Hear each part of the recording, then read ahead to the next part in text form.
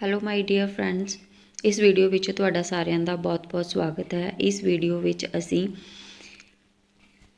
ਭਾਸ਼ਾ ਜਾਂ ਬੋਲੀ ਬਾਰੇ ਪੜਾਂਗੇ, ਜਿਸ ਨੂੰ ਭਾਸ਼ਾ ਜਾਂ ਬੋਲੀ ਕਿਹਾ ਜਾਂਦਾ ਹੈ। ਜਿਵੇਂ ਕਿ ਅਸੀਂ ਪ੍ਰੀਵੀਅਸ ਵੀਡੀਓ ਦੇ ਵਿੱਚ ਅਸੀਂ ਪੰਜਾਬੀ ਦੇ ਸਿਲੇਬਸ ਨੂੰ ਡਿਸਕਸ ਕੀਤਾ ਸੀਗਾ ਕਿ ਪੰਜਾਬੀ ਦੇ ਵਿੱਚ ਸਾਨੂੰ ਪੀਐਸ ਟੈਟ ਦੇ ਵਿੱਚ ਕਿਹੜੇ ਸਾਡਾ ਸਿਲੇਬਸ ਹੈਗਾ, ਉਸ ਸਿਲੇਬਸ ਨੂੰ ਅਸੀਂ ਪ੍ਰੀਵੀਅਸ ਵੀਡੀਓ ਦੇ ਵਿੱਚ ਦੇਖਿਆ ਸੀਗਾ। ਸੋ ਇਸ ਵੀਡੀਓ ਦੇ ਵਿੱਚ ਅਸੀਂ ਫਸਟ ਟੌਪਿਕ ਜਿਹੜਾ ਸਾਡਾ ਹੈਗਾ, ਭਾਸ਼ਾ ਜਾਂ ਬੋਲੀ ਕੀ ਹੁੰਦੀ ਹੈ। ਭਾਸ਼ਾ ਕੀ ਹੁੰਦੀ ਹੈ ਜਾਂ ਬੋਲੀ ਕੀ ਹੁੰਦੀ ਹੈ, ਅਸੀਂ ਕਿਸ ਨੂੰ ਕਹਿੰਦੇ ਹਾਂ। ਅਸੀਂ ਆਪਣੇ ਰੋਜ਼ਾਨਾ ਦੀ ਜ਼ਿੰਦਗੀ ਵਿੱਚ ਜੋ ਅਸੀਂ ਬੋਲਦੇ ਹਾਂ ਜਾਂ ਗੱਲਬਾਤ ਕਰਦੇ ਹਾਂ, ਉਹ ਬੋਲੀ ਜਾਂ ਭਾਸ਼ਾ ਅਖਵਾਉਂਦੀ ਹੈ। ਜਿਵੇਂ ਕਿ ਮੈਂ ਹੁਣ ਤੁਹਾਨੂੰ ਸਾਰਿਆਂ ਨੂੰ ਬੋਲ ਕੇ ਦੱਸ ਰਹੀ ਹਾਂ, ਕੁਛ ਸਮਝਾ ਰਹੀ ਹਾਂ। ਇਹ ਇੱਕ ਕੀ ਹੈ, ਭਾਸ਼ਾ ਦਾ ਮਾਧਿਅਮ ਹੀ ਹੈ, ਬੋਲੀ ਦਾ ਇੱਕ ਜ਼ਰੀਆ ਹੈ, ਜਿਸ ਨਾਲ ਮੈਂ ਤੁਹਾਨੂੰ ਬੋਲ ਕੇ ਦੱਸ ਰਹੀ ਹਾਂ।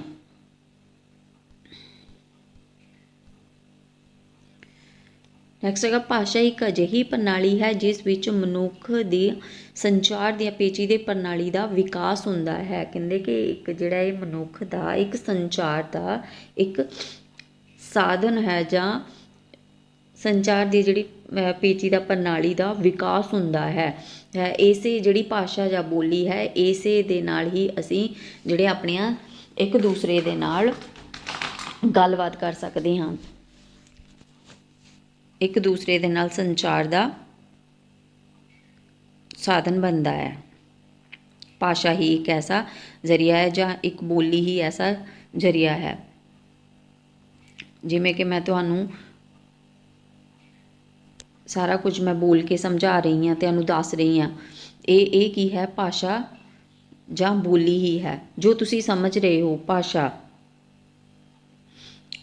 ਭਾਸ਼ਾ ਦਾ ਵਿਗਿਆਨਿਕ ਅਧਿਐਨ ਕਰਨ ਵਾਲੇ ਵਿਗਿਆਨੀ ਨੂੰ ਭਾਸ਼ਾ ਵਿਗਿਆਨੀ ਕਿਹਾ ਜਾਂਦਾ ਹੈ। ਸੋ ਜੋ ਇਸ ਦਾ ਭਾਸ਼ਾ ਦਾ ਜੋ ਵੀ ਅਧਿਐਨ ਕਰਦਾ ਹੈ ਜਾਂ ਵਿਗਿਆਨੀ ਕਰਦਾ ਹੈ ਜਾਂ ਜੋ ਖੋਜ ਕਰਦਾ ਹੈ, ਉਸ ਨੂੰ ਅਸੀਂ ਕੀ ਕਹਿੰਦੇ ਹਾਂ, ਭਾਸ਼ਾ ਵਿਗਿਆਨ ਕਿਹਾ ਜਾਂਦਾ ਹੈ। ਇਹ ਸਿਰਫ ਰੋਜ਼ਾਨਾ ਦੀ ਜ਼ਿੰਦਗੀ ਵਿੱਚ ਗੱਲਬਾਤ ਕਰਨ ਦਾ ਹੀ ਸਾਧਨ ਨਹੀਂ ਹੁੰਦੀ, ਸਗੋਂ ਲੋਕ ਗੀਤਾਂ ਅਤੇ ਸਾਹਿਤਕ ਕਿਰਤਾਂ ਰਾਹੀਂ ਉਸ ਇਲਾਕੇ ਦੀ ਪਹਿਚਾਣ ਕਰਵਾਉਂਦੀ ਹੈ। ਮਤਲਬ ਕਿ ਜਿਹੜੀ ਭਾਸ਼ਾ ਆ, ਭਾਸ਼ਾ ਤੋਂ ਅਸੀਂ ਸਿਰਫ ਭਾਸ਼ਾ ਦਾ ਸਾਨੂੰ ਸਿਰਫ ਇਹੀ ਫਾਇਦਾ ਨਹੀਂ ਹੈ ਕਿ ਅਸੀਂ ਕਿਸੇ ਦੂਸਰੇ ਪਰਸਨ ਨਾਲ ਆਪਣੇ ਮਨ ਦੇ ਭਾਵਾਂ ਨੂੰ, ਵਿਚਾਰਾਂ ਨੂੰ ਸਾਂਝੇ ਕਰ ਸਕਦੇ ਹਾਂ। ਭਾਸ਼ਾ ਇੱਕ ਗੱਲਬਾਤ ਦਾ ਹੀ ਸਾਧਨ ਨਹੀਂ ਆ, ਸਗੋਂ ਇਸ ਦੇ ਨਾਲ ਲੋਕ ਰੀਤਾਂ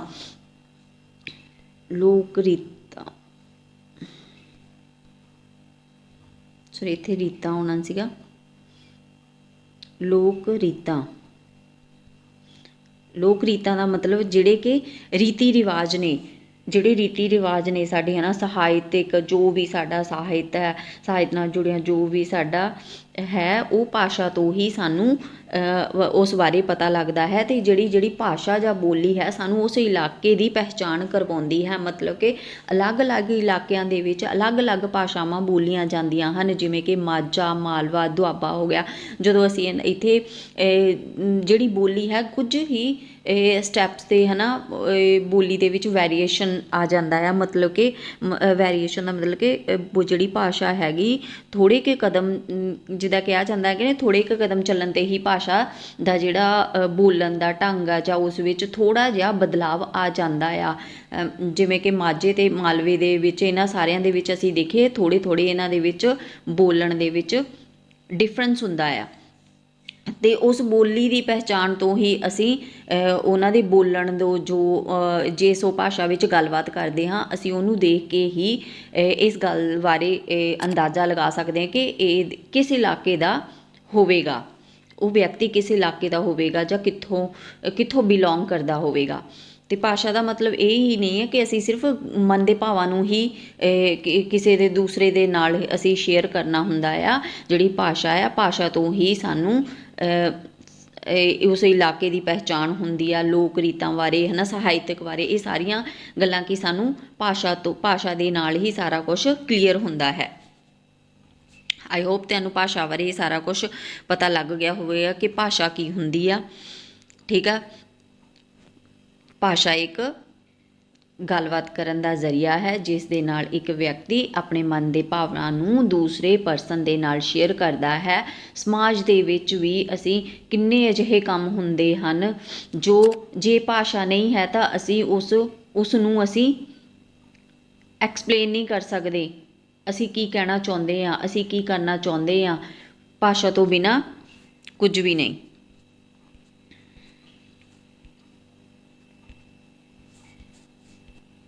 ਸੋ ਅੱਗੇ ਹੁਣ ਅਸੀਂ ਪਰਿਭਾਸ਼ਾ ਦੇਖਦੇ ਹਾਂ।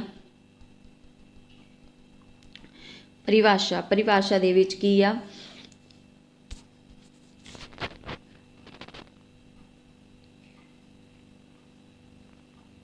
ਜਿਹੜੀ ਪਰਿਭਾਸ਼ਾ ਨੂੰ ਪ੍ਰਾਚੀਨ ਕਾਲ ਵੱਲੋਂ ਹੀ ਪਰਿਭਾਸ਼ਿਤ ਕਰਨ ਦੀ ਕੋਸ਼ਿਸ਼ ਕੀਤੀ ਜਾਂਦੀ ਰਹੀ ਹੈ।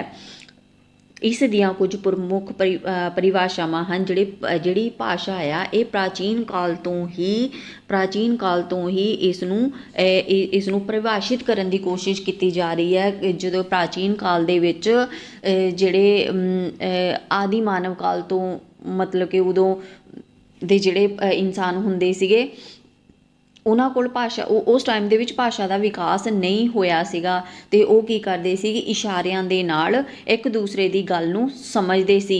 ਜੇ ਸਾਡੇ ਕੋਲ ਭਾਸ਼ਾ ਹੈ ਤਾਂ ਅਸੀਂ ਆਪਣੇ ਵਿਚਾਰਾਂ ਨੂੰ ਵਿਅਕਤ ਕਰ ਸਕਦੇ ਹਾਂ। ਉਦੋਂ ਪ੍ਰਾਚੀਨ ਕਾਲ ਤੋਂ ਹੀ ਇਸ ਨੂੰ ਪਰਿਭਾਸ਼ਿਤ ਕਰਨ ਦੀ ਕੋਸ਼ਿਸ਼ ਕੀਤੀ ਜਾ ਰਹੀ ਹੈ। ਬਟ ਹਰ ਇੱਕ ਜਿਹੜਾ ਹੈਗਾ ਵਿਗਿਆਨੀ ਹੈਗਾ ਤਾਂ ਉਹਦੇ ਆਪਣੇ ਹੀ ਵਿਚਾਰ ਹੋਏ ਹਨ, ਆਪਣੇ ਵਿਚਾਰਾਂ ਦੇ ਅਕੋਰਡਿੰਗ ਉਹਨਾਂ ਨੇ ਪਰਿਭਾਸ਼ਾਵਾਂ ਦਿੱਤੀਆਂ ਹਨ। ਜਿਵੇਂ ਕਿ ਪਸ਼ੂਆਂ ਪੰਛੀਆਂ ਦੇ ਕੋਲ ਕੋਈ ਭਾਸ਼ਾ ਨਹੀਂ ਹੁੰਦੀ। ਇੱਕ ਡੌਗ ਨੂੰ ਲੈ ਲਓ, ਉਹ ਬਾਰਕਿੰਗ ਕਰੀ ਜਾਏਗਾ ਬਟ ਉਹ ਕਿਸੇ ਵੀ ਵਿਅਕਤੀ ਨੂੰ ਇਹ ਨਹੀਂ ਪਤਾ ਲੱਗੇਗਾ ਕਿ ਉਹ ਕੀ ਕਹਿਣਾ ਚਾਹੁੰਦਾ ਹੈ। ਜੇ ਅਸੀਂ ਆਪਣੇ ਨਾਲ ਕੰਪੈਰੀਜ਼ਨ ਇੱਕ ਭਾਸ਼ਾ ਦੇ ਨਾਲ ਆਪਾਂ ਕੰਪੈਰੀਜ਼ਨ ਕਰਕੇ ਦੇਖਦੇ ਹਾਂ, ਸਾਡੇ ਕੋਲ ਇੱਕ ਭਾਸ਼ਾ ਹੈ, ਸਾਨੂੰ ਦੁੱਖ ਹੈ, ਤਕਲੀਫ ਹੈ, ਖੁਸ਼ੀ ਹੈ, ਗਮੀ ਹੈ, ਅਸੀਂ ਉਸ ਨੂੰ ਆਪਣੀ ਭਾਸ਼ਾ ਦੇ ਜ਼ਰੀਏ ਬੋਲ ਕੇ ਐਕਸਪ੍ਰੈਸ ਕਰਦੇ ਹਾਂ। ਦੂਸਰੇ ਵਿਅਕਤੀ ਨੂੰ ਅਸੀਂ ਦੱਸਦੇ ਹਾਂ। ਸੋ ਭਾਸ਼ਾ ਸਾਡੇ ਕੋਲ ਹੈਗਾ, ਭਾਸ਼ਾ ਜਿਹੜਾ ਸ਼ਬਦ ਹੈਗਾ ਸੰਸਕ੍ਰਿਤ ਦੇ ਭਾਸ਼ ਧਾਤੂ ਤੋਂ ਬਣਿਆ ਹੈ। ਸੋ ਭਾਸ਼ਾ ਸ਼ਬਦ ਜਿਹੜਾ ਕਿੱਥੋਂ ਆਇਆ ਹੈ, ਸੰਸਕ੍ਰਿਤ ਸ਼ਬਦ ਦੇ ਧਾਤ ਸ਼ਬਦ ਤੋਂ, ਜਿਸ ਦਾ ਮਤਲਬ ਹੈ ਬੋਲਣਾ ਜਾਂ ਕਹਿਣਾ। ਜਿਹੜਾ ਭਾਸ਼ਾ ਸ਼ਬਦ ਸੰਸਕ੍ਰਿਤ ਸ਼ਬਦ ਦੇ ਭਾਸ਼ ਧਾਤੂ ਤੋਂ ਬਣਿਆ ਹੈ ਉਹਦਾ ਮਤਲਬ ਕੀ ਹੈ, ਬੋਲਣਾ ਜਾਂ ਕਹਿਣਾ। ਅਰਥਾਤ ਭਾਸ਼ਾ ਹੈ ਜਿਸ ਨੂੰ ਬੋਲਿਆ ਜਾਵੇ, ਮਤਲਬ ਕਿ ਭਾਸ਼ਾ ਉਹ ਹੈ ਜਿਸ ਨੂੰ ਬੋਲਿਆ ਜਾਵੇ। ਆਈ ਹੋਪ ਤੁਹਾਨੂੰ ਇਹ ਪਰਿਭਾਸ਼ਾ ਦੀਆਂ ਜੋ ਤੁਹਾਨੂੰ ਕੁਛ ਬੇਸਿਕ ਦੱਸਣ ਦੀ ਮੈਂ ਕੋਸ਼ਿਸ਼ ਕੀਤੀ ਹੈ ਤੁਹਾਨੂੰ ਚੰਗੀ ਤਰ੍ਹਾਂ ਸਮਝ ਆ ਗਈ ਹੋਏਗੀ। ਸੋ ਅੱਗੇ ਹੈ ਮੈਕਮਿਲਨ ਅਨੁਸਾਰ ਜਿਹੜੀ ਭਾਸ਼ਾ ਧੁਨੀ ਚਿੰਨ੍ਹਾਂ ਦਾ ਆਪਹੁਦਰਾ ਪ੍ਰਬੰਧ ਹੈ। ਮੈਕਮਿਲਨ ਦੇ ਅਨੁਸਾਰ ਜਿਹੜੀ ਭਾਸ਼ਾ ਆ ਉਹ ਧੁਨੀਆਂ ਤੇ ਚਿੰਨ੍ਹਾਂ ਦਾ ਜਿਹੜਾ ਉਹ ਪ੍ਰਬੰਧ ਹੈ ਉਹ ਮੈਕਮਿਲਨ ਦੇ ਅਨੁਸਾਰ ਹੈ। ਉਹਨਾਂ ਨੇ ਕਿਹਾ ਹੈ ਕਿ ਜਿਹੜੀ ਭਾਸ਼ਾ ਆ ਅਸੀਂ ਅੱਗੇ ਵਿਆਕਰਨ ਦੇ ਵਿੱਚ ਪੜ੍ਹਾਂਗੇ ਧੁਨੀਆਂ ਕਿਹੜੀਆਂ ਹੁੰਦੀਆਂ ਹਨ, ਚਿੰਨ੍ਹ ਕਿਹੜੇ ਹੁੰਦੇ ਹਨ, ਇਹਨਾਂ ਸਾਰਿਆਂ ਦੇ ਜਿਹੜੇ ਜੋੜ ਤੋਂ ਜਿਹੜਾ ਇਹਨਾਂ ਦਾ ਪ੍ਰਬੰਧ ਹੈ ਉਹਨੂੰ ਕੀ ਉਹਨਾਂ ਨੇ ਕਿਹਾ ਹੈ ਕਿ ਉਹ ਭਾਸ਼ਾ ਹੈ। ਜਿਹੜਾ ਉਹਦਾ ਪ੍ਰਬੰਧ ਹੈ ਆਪਹੁਦਰਾ ਪ੍ਰਬੰਧ ਹੈ ਉਹ ਕੀ ਹੈ, ਭਾਸ਼ਾ ਹੈ। ਮੇਰੀਓ ਇਹ ਪਈ ਜਿਹੜੀ ਹੈਗੇ ਉਹਨਾਂ ਨੇ ਇਹਦੀ ਪਰਿਭਾਸ਼ਾ ਇਸ ਤਰ੍ਹਾਂ ਦਿੱਤੀ ਹੈ ਕਿ ਭਾਸ਼ਾ ਦੀ ਕਹਾਣੀ ਸੱਭਿਅਤਾ ਦੀ ਕਹਾਣੀ ਹੈ। ਉਹਨਾਂ ਦੇ ਅਨੁਸਾਰ ਕਿ ਜਿਹੜੀ ਭਾਸ਼ਾ ਹੈ ਉਹ ਸਾਡੀ ਸੱਭਿਅਤਾ ਨੂੰ ਦਰਸਾਉਂਦੀ ਹੈ, ਸਾਡੀ ਸੱਭਿਅਤਾ ਦੀ ਕਹਾਣੀ ਹੈ। ਚੋਮਸਕੀ ਦੇ ਅਨੁਸਾਰ ਭਾਸ਼ਾ ਵਾਕਾਂ ਦਾ ਇੱਕ ਨਿਯਤ ਜਾਂ ਅਨੰਤ ਸਮੂਹ ਹੈ ਜਿਨ੍ਹਾਂ ਵਿੱਚੋਂ ਹਰੇਕ ਵਾਕ ਦੀ ਇੱਕ ਨਿਸ਼ਚਿਤ ਲੰਬਾਈ ਹੈ ਅਤੇ ਜੋ ਕਿ ਤਖਤਾਂ ਦੇ ਇੱਕ ਨਿਯਤ ਸਮੂਹ ਵਿੱਚੋਂ ਬਣਾਇਆ ਜਾਂਦਾ ਹੈ। ਮਤਲਬ ਕਿ ਜਿਹੜੇ ਭਾਸ਼ਾ ਹੈ ਉਹ ਇੱਕ ਜਿਹੜੀ ਵਾਕਾਂ ਦੀ ਨਿਯਤ ਤੇ ਅਨੰਤ ਸਮੂਹ ਹੈ ਜਿਹਦੇ ਵਿੱਚੋਂ ਹਰੇਕ ਇੱਕ ਵਾਕ ਦੀ ਨਿਸ਼ਚਿਤ ਲੰਬਾਈ ਹੁੰਦੀ ਹੈ ਤੇ ਨਿਯਤ ਸਮੂਹ ਹੁੰਦਾ ਹੈ। ਜਿਵੇਂ ਕਿ ਅਸੀਂ ਗੱਲ ਕਰਦੇ ਹਾਂ ਕਿ ਮੈਂ ਸਕੂਲ ਜਾ ਰਹੀ ਹਾਂ, ਇਹ ਇੱਕ ਵਾਕ ਆ, ਇੱਕ ਤਰਤੀਬ ਨਾਲ ਬਣਾਇਆ ਗਿਆ ਹੈ। ਇਹਨੂੰ ਅਸੀਂ ਅੱਗੇ ਪਿੱਛੇ ਨਹੀਂ ਕਰ ਸਕਦੇ ਕਿ ਮੈਂ ਜਾ ਰਹੀ ਹਾਂ ਸਕੂਲ ਜਾਂ ਕੁਛ ਵੀ ਅਸੀਂ ਇਹ ਕੀ ਹੈ, ਇੱਕ ਤਰਤੀਬ ਦੇ ਅਕੋਰਡਿੰਗ ਇੱਕ ਨਿਯਤ ਰੂਪ ਦੇ ਵਿੱਚ ਨਿਸ਼ਚਿਤ ਰੂਪ ਦੇ ਵਿੱਚ ਅਸੀਂ ਵਾਕਾਂ ਦੇ ਰੂਪ ਵਿੱਚ ਕੀ ਆ ਜਿਹੜਾ ਭਾਸ਼ਾ ਹੈਗਾ ਉਹਨੂੰ ਲਿਖਣ ਲਈ ਵੀ ਯੂਜ਼ ਕਰਦੇ ਹਾਂ ਅਤੇ ਬੋਲਣ ਲਈ ਵੀ ਯੂਜ਼ ਕਰਦੇ ਹਾਂ। ਸੋ ਸਾਡੇ ਕੋਲ ਇਹ 3 ਪਰਿਭਾਸ਼ਾਵਾਂ ਸੀਗੀਆਂ ਤੇ ਇਸ ਤੋਂ ਅੱਗੇ ਅਸੀਂ ਦੇਖਦੇ ਹਾਂ ਕੀ ਆ ਅੱਗੇ ਹੈਗਾ।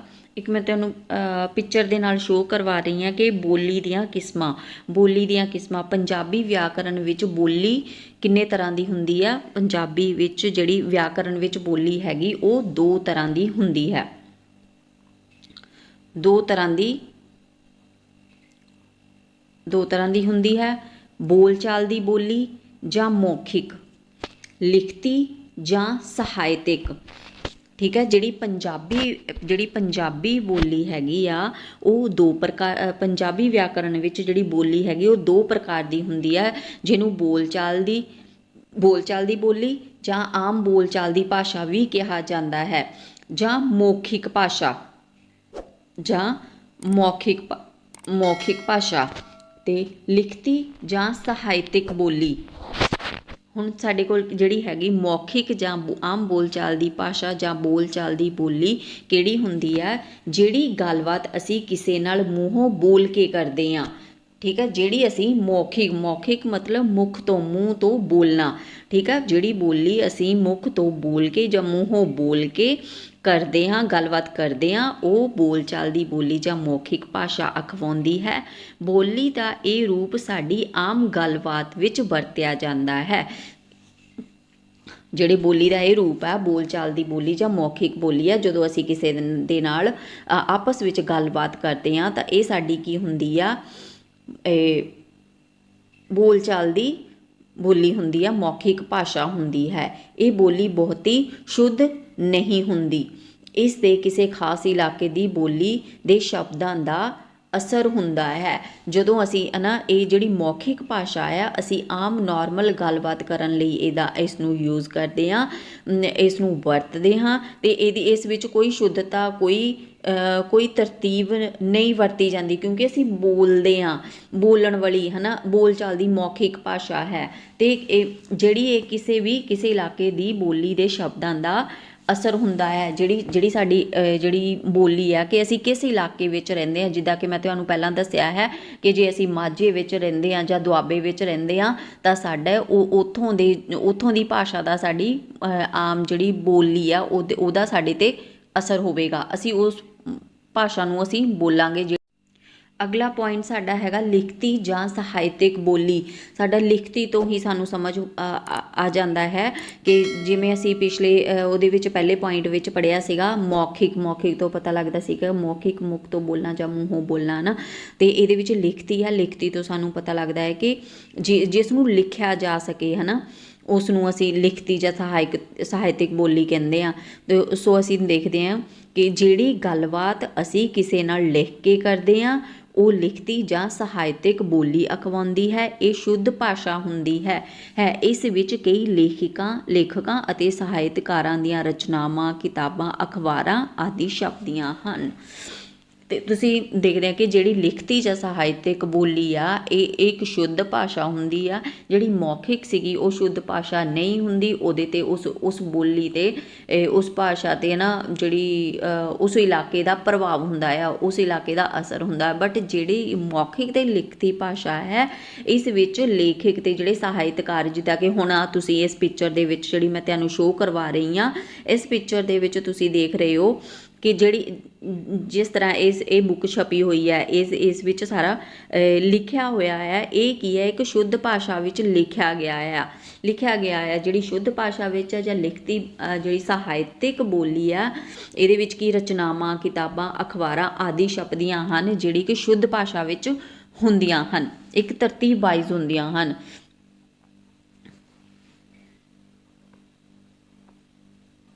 ਜਿਵੇਂ ਕਿ ਤੁਸੀਂ ਇਸ ਪਿਕਚਰ ਵਿੱਚ ਦੇਖ ਸਕਦੇ ਹੋ ਕਿ ਇੱਕ ਖੱਤ ਲਿਖ ਰਹੀ ਆ, ਭੈਣ ਖੱਤ ਲਿਖ ਰਹੀ ਹਾਂ, ਤੁਸੀਂ ਪੜ੍ਹਦੇ ਹੀ ਆ ਜਾਣਾ, ਤੁਹਾਡੀ ਬਹੁਤ ਯਾਦ ਆ ਰਹੀ ਹੈ। ਇਹ ਕੀ ਸਾਰਾ ਕੁਝ ਇੱਕ ਤਰਤੀਬ ਵਾਈਜ਼ ਸ਼ੁੱਧ ਭਾਸ਼ਾ ਵਿੱਚ ਲਿਖਿਆ ਗਿਆ ਹੈ, ਜਿੱਥੇ ਚਿੰਨ੍ਹਾਂ ਦੀ ਵੀ ਵਰਤੋਂ ਕੀਤੀ ਗਈ ਆ। ਦੂਸਰੀ ਸਾਈਡ ਇੱਕ ਮਾਸਟਰ ਹੈ ਜੋ ਕਿ ਬਲੈਕ ਬੋਰਡ 'ਤੇ ਆਪਣੇ ਵਿਚਾਰ ਪੇਸ਼ ਕਰ ਰਿਹਾ। ਉਹਨਾਂ ਨੇ ਲਿਖਿਆ ਹੈ ਕਿ ਪੜ੍ਹਾਈ ਸਾਡੇ ਜੀਵਨ ਵਿੱਚ, ਪੜ੍ਹਾਈ ਦਾ ਜਿਹੜਾ ਹੈ ਸਾਡੇ ਜੀਵਨ ਦੇ ਵਿੱਚ ਬਹੁਤ ਮਹੱਤਵ ਹੈ। ਇਹ ਕੀ ਹੈ?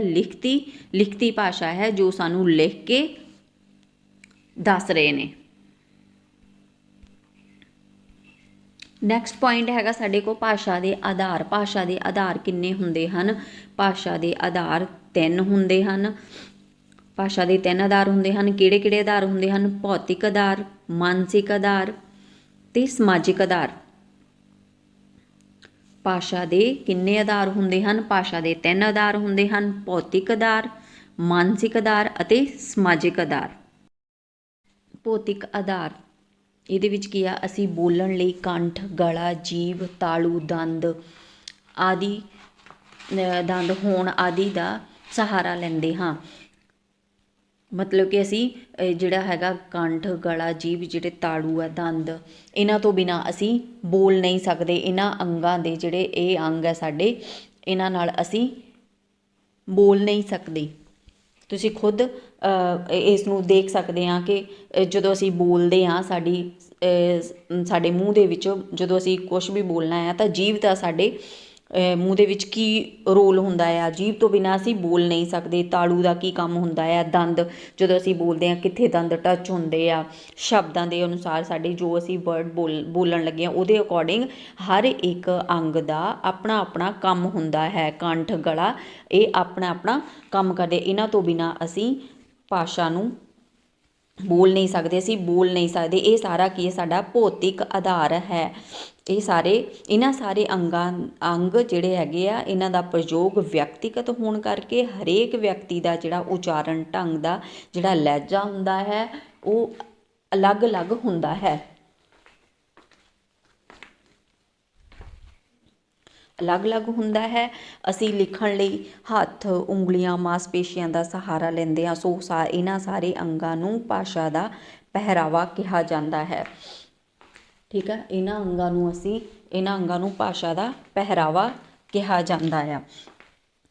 ਸੋ ਅਸੀਂ ਹੱਥ ਤੋਂ ਬਿਨਾਂ, ਉਂਗਲੀਆਂ ਤੋਂ ਬਿਨਾਂ ਜਾਂ ਹੱਥਾਂ ਦੇ ਜ਼ੋਰ ਲੱਗੇ ਤੋਂ ਬਿਨਾਂ ਅਸੀਂ ਲਿਖ ਨਹੀਂ ਸਕਦੇ। ਸੋ ਇਹ ਸਾਡੇ ਕੀ ਆ? ਭੌਤਿਕ ਆਧਾਰ ਦੇ ਵਿੱਚ ਆਉਂਦੇ ਆ। ਇਹਨਾਂ ਤੋਂ ਬਿਨਾਂ ਅਸੀਂ ਲਿਖ ਨਹੀਂ ਸਕਦੇ। ਇਹਨਾਂ ਅੰਗਾਂ ਤੋਂ ਬਿਨਾਂ ਅਸੀਂ ਬੋਲ ਨਹੀਂ ਸਕਦੇ, ਉਚਾਰਨ ਨਹੀਂ ਕਰ ਸਕਦੇ, ਆਪਣੇ ਵਿਚਾਰਾਂ ਨੂੰ ਕਿਸੇ ਦੇ ਨਾਲ ਸਾਂਝੇ ਨਹੀਂ ਕਰ ਸਕਦੇ। ਆਈ ਹੋਪ ਤੁਹਾਨੂੰ ਇੰਨਾ ਸਮਝ ਆ ਗਿਆ ਹੋਏਗਾ। ਸੋ ਮੂਵ ਕਰਦੇ ਹਾਂ ਨੈਕਸਟ ਪੁਆਇੰਟ ਵੱਲ, ਜਿਹੜਾ ਸਾਡਾ ਹੈਗਾ ਮਾਨਸਿਕ ਆਧਾਰ। ਮਾਨਸਿਕ ਆਧਾਰ ਕੀ ਆ? ਜਿਹੜੇ ਵਿਚਾਰ ਆ ਉਹ ਮਨ ਵਿੱਚ ਹੀ ਪੈਦਾ ਹੁੰਦੇ ਹਨ। ਮਤਲਬ ਕਿ ਜਿਹੜੇ ਜਿਹੜਾ ਮਾਨਸਿਕ ਆਧਾਰ ਆ ਉਹਦੇ ਵਿੱਚ ਕੀ ਆ ਜਾਂਦਾ? ਜਿਹੜੇ ਸਾਡੇ ਵਿਚਾਰ ਆ, ਅਸੀਂ ਸੋਚਦੇ ਹਾਂ, ਉਹ ਸਾਡੇ ਮਨ ਵਿੱਚ ਹੀ ਹੁੰਦੇ ਹਨ।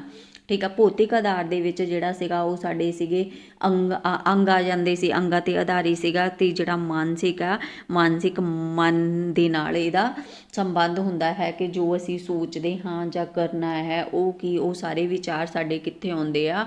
ਮਨ ਵਿੱਚ ਆਉਂਦੇ ਆ। ਅਤੇ ਇਹ ਸਾਡਾ ਕੀ ਹੁੰਦਾ ਹੈ? ਮਾਨਸਿਕ ਆਧਾਰ ਹੁੰਦਾ ਹੈ। ਅਤੇ ਨੈਕਸਟ ਸਾਡਾ ਹੈਗਾ ਸਮਾਜਿਕ ਆਧਾਰ। ਸਮਾਜਿਕ ਆਧਾਰ ਦੇ ਵਿੱਚ ਸਾਡੇ ਕੋਲ ਕੀ ਆ ਜਾਂਦਾ ਆ ਕਿ ਵਿਚਾਰਾਂ ਨੂੰ ਸਾਂਝੇ ਕਰਨ ਲਈ ਲੋਕਾਂ ਦੇ ਸੰਪਰਕ ਵਿੱਚ ਆਉਣਾ ਪੈਂਦਾ ਹੈ। ਸਮਾਜ ਵਿੱਚ ਹੀ ਰਹਿੰਦਾ ਹੋਇਆ ਵਿਅਕਤੀ ਇੱਕ ਦੂਜੇ ਨਾਲ ਆਪਣੇ ਵਿਚਾਰਾਂ ਨੂੰ ਭਾਸ਼ਾ ਰਾਹੀਂ ਸਾਂਝੇ ਕਰਦਾ ਹੈ। ਸਮਾਜਿਕ ਆਧਾਰ ਦੇ ਵਿੱਚ ਕੀ ਆ? ਜਿਹੜਾ ਲੋਕ ਨੇ ਜਾਂ ਵਿਅਕਤੀ ਨੇ, ਉਹ ਜਦੋਂ ਸਮਾਜ ਵਿੱਚ ਰਹਿੰਦਾ, ਅਸੀਂ ਸਾਰੇ ਇੱਕ ਸਮਾਜ ਵਿੱਚ ਰਹਿੰਦੇ ਹਾਂ। ਅਸੀਂ ਸਾਰੇ ਕੀ ਹੈ? ਇੱਕ ਸਮਾਜ ਵਿੱਚ ਰਹਿੰਦੇ ਹਾਂ ਅਤੇ ਅਸੀਂ ਆਪਣੇ ਇੱਕ ਦੂਸਰੇ ਨੂੰ ਅਸੀਂ ਮਿਲਦੇ ਹਾਂ। ਆਪਣੇ ਜਿਹੜੇ ਵਿਚਾਰ ਆ ਉਹ ਭਾਸ਼ਾ ਰਾਹੀਂ ਅਸੀਂ ਸਾਂਝੇ ਕਰਦੇ ਹਾਂ। ਕੋਈ ਫੰਕਸ਼ਨ ਹੁੰਦਾ ਹੈ, ਕੋਈ ਵਿਆਹ ਹੁੰਦਾ ਹੈ, ਅਸੀਂ ਸਾਰੇ ਉੱਥੇ ਇਕੱਠੇ ਹੁੰਦੇ ਹਾਂ ਅਤੇ ਉਹ ਕੀ ਅਸੀਂ ਕਿਸੇ ਦੇ ਨਾਲ ਗੱਲਬਾਤ ਕਰਦੇ ਹਾਂ। ਉਹ ਕੀ ਸਾਡਾ ਹੈਗਾ? ਸਮਾਜਿਕ ਆਧਾਰ। ਸੋ ਅੱਗੇ ਇਸ ਦੀਆਂ ਕੁਛ ਉਦਾਹਰਨਾਂ ਪਰਿਭਾਸ਼ਾਵਾਂ ਦਿੱਤੀਆਂ ਹਨ। ਸੋ ਆਪਾਂ ਉਹਨਾਂ ਨੂੰ ਦੇਖਦੇ ਹਾਂ। परिभाषा हैगी अरस्तू के अनुसार। अरस्तू की कहते हैं कि मनुख एक समाजिक प्राणी है। मनुख एक समाजिक प्राणी है, इसका विकास समाज विच रह के ही संभव है। असी सारे समाज विच रहिंदे हाँ ते असी की हाँ, समाजिक प्राणी हाँ। समाज विच रहिंदे हाँ ते असी की हाँ, समाजिक प्राणी हाँ ते इसका विकास समाज विच रह के ही संभव है। असी समाज तो बिना नहीं रह सकते। असी सारे एक समाज विच रहिंदे हाँ, समाज विच रहन करके ही साडा विकास हुंदा है ते समाज तो बिना विकास संभव नहीं आ। वाइगोत्स्की की कहते हैं कि भाषा की होंद अते विकास समाज तो बाहर रह के नहीं हो सकता।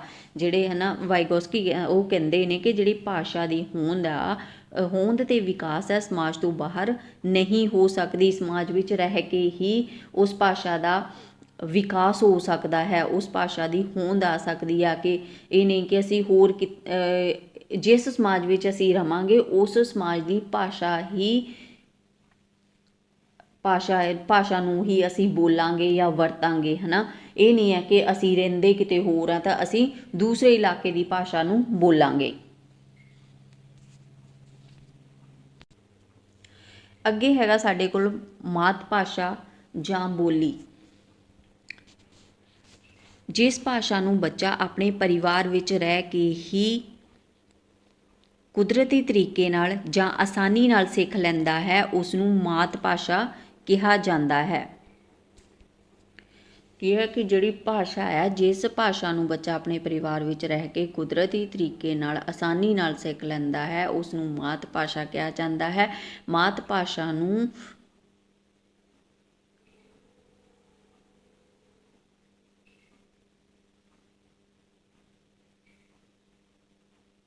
इत्थे थोड़ा मिस्टेक हो गई आ। मात भाषा नूं बच्चा नकल करके, इत्थे क्या मात भाषा नूं जिहड़ा बच्चा है वह नकल करके सिख लैंदा है नकल करके सिख लैंदा। उदाहरण वजों जिद्दां कि असी जदों कि बच्चा छोटा हुंदा आ, बच्चा 1 साल तो 3 साल तक दे, वैसे तो मोस्टली 3 साल के बच्चे गल्लां करनियां स्टार्ट कर दिंदे ने। जदों बच्चा छोटा हुंदा तां असीं उसनूं कहंदे आ कि मामा बोल, चाचा बोल, ना। असीं उहनूं जिद्दां कहंदे आ, बच्चा उसनूं सुण के सेम उसे तरह ही बोलण की कोशिश करता है। उदाहरण भी इसे तरह दित्ते कि जिवें माँ एक अपने बच्चे नूं कहंदी है कि इस तरह कह, तो वो उस तरह ही बोलण की कोशिश करता है, नकल करके उसकी उसनूं बोलण की कोशिश करता है जां बोलता है। मम्मा पापा बुआ, इस तरह वो बच्चा सुन के सेम उस तरह करन की कोशिश करता है। तो दूजे शब्दों में असीं कह सकते हैं कि जिहड़ी मात भाषा है, मात भाषा नूं माँ बोली भी कहा जाता है। माँ बोली वो भाषा हुंदी है जां वो बोली हुंदी है जिसनूं इंसान जन्म तो सिखदा है, जां जिसनूं इंसान अपनी माँ तो सिखदा है, जां जिसनूं वो सब तो चंगी तरह जानदा है, उस इंसान तो सिखदा है। कहण दा मतलब है कि एक बच्चा अपने परिवार विच रह के अपनी माँ तो जां जिस दे बच्चा ज़्यादा क्लोज हुंदा है अपने माँ प्यो दे, उन्हां तो ये भाषा सिखदा है। कई मुल्कां विच माँ बोली किसी खास लोक समूह की बोली नूं भी कहा जाता है। कई थावां ते जिहड़ी माँ बोली है किसी खास जिहड़े लोक समूह की उहनूं बोली कहा जाता है। तो कदे कदे मात भाषा जां माँ की भाषा की वरतों कीती जाती है। कई जो एक व्यक्ति ने घर विच आम तौर ते अपने माता पिता तो दे तौर ते सिੱਖੀ ਹੁੰਦੀ है।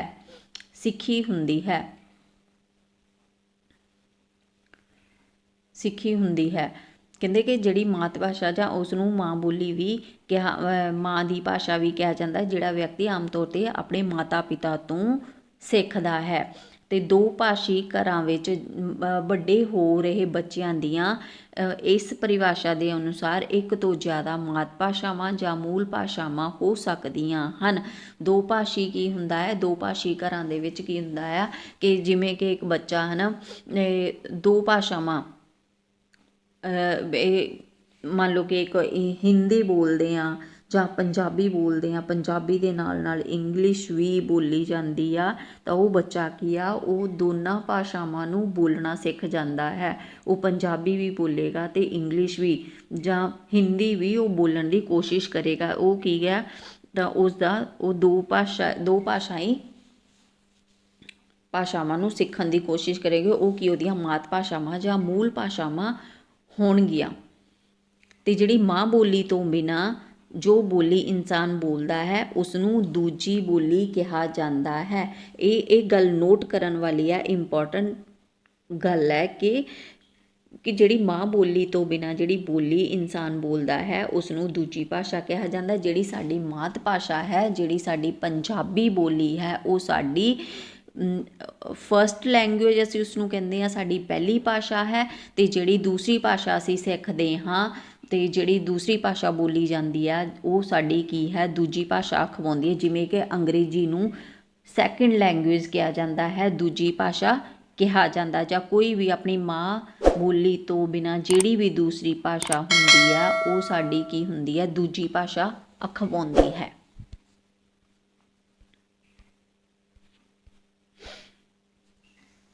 ਸੋ ਆਈ ਹੋਪ ਤੁਹਾਨੂੰ ਇਹ ਭਾਸ਼ਾ ਬਾਰੇ ਸਾਰਾ ਕੁਛ ਚੰਗੀ ਤਰ੍ਹਾਂ ਸਮਝ ਆ ਗਿਆ ਹੋਵੇਗਾ। ਅਗਰ ਕਿਸੇ ਨੂੰ ਵੀ ਕਿਸੇ ਤਰ੍ਹਾਂ ਦਾ ਵੀ ਡਾਊਟ ਹੋਵੇ ਤਾਂ ਪਲੀਜ਼ ਕਮੈਂਟ ਸੈਕਸ਼ਨ ਵਿੱਚ ਤੁਸੀਂ ਉਸ ਬਾਰੇ ਤੁਸੀਂ ਪੁੱਛ ਸਕਦੇ ਹੋ, ਦੱਸ ਸਕਦੇ ਹੋ। ਅਤੇ ਇਸ ਨੂੰ ਅੱਗੇ ਤੋਂ ਅੱਗੇ ਕੰਟੀਨਿਊ ਟੌਪਿਕ ਵਾਈਜ਼ ਵੀਡੀਓਜ਼ ਨੂੰ ਦੇਖਣ ਲਈ ਸਾਡੇ ਨਾਲ ਜੁੜੇ ਰਹਿਣਾ ਅਤੇ ਇਹਨਾਂ ਵੀਡੀਓਜ਼ ਨੂੰ ਜ਼ਿਆਦਾ ਤੋਂ ਜ਼ਿਆਦਾ ਸ਼ੇਅਰ ਕਰਨਾ, ਲਾਈਕ ਕਰਨਾ ਅਤੇ ਚੈਨਲ ਨੂੰ ਸਬਸਕ੍ਰਾਈਬ ਕਰਨਾ ਨਾ ਭੁੱਲਣਾ। ਅਤੇ ਸਾਡਾ ਡਿਸਕ੍ਰਿਪਸ਼ਨ ਦੇ ਵਿੱਚ ਨੰਬਰ ਦਿੱਤਾ ਗਿਆ ਹੈ, ਵਟਸਐਪ ਦਾ ਨੰਬਰ ਦਿੱਤਾ ਗਿਆ ਹੈ ਅਤੇ ਉਸ ਵਟਸਐਪ ਦੇ ਜ਼ਰੀਏ ਤੁਸੀਂ ਉਸ ਵਟਸਐਪ ਗਰੁੱਪ ਵਿੱਚ ਜੁਆਇਨ ਹੋ ਸਕਦੇ ਹੋ। ਸੋ ਆਈ ਹੋਪ ਤੁਹਾਨੂੰ ਇਹ ਸਾਰੀ ਵੀਡੀਓ ਤੁਹਾਡੇ ਲਈ ਬਹੁਤ ਹੈਲਪਫੁਲ ਰਹੀ ਹੋਵੇਗੀ। ਸੋ ਮਿਲਦੇ ਹਾਂ ਨੈਕਸਟ ਵੀਡੀਓ ਵਿੱਚ ਨੈਕਸਟ ਟੌਪਿਕ ਦੇ ਨਾਲ। Thanks for watching.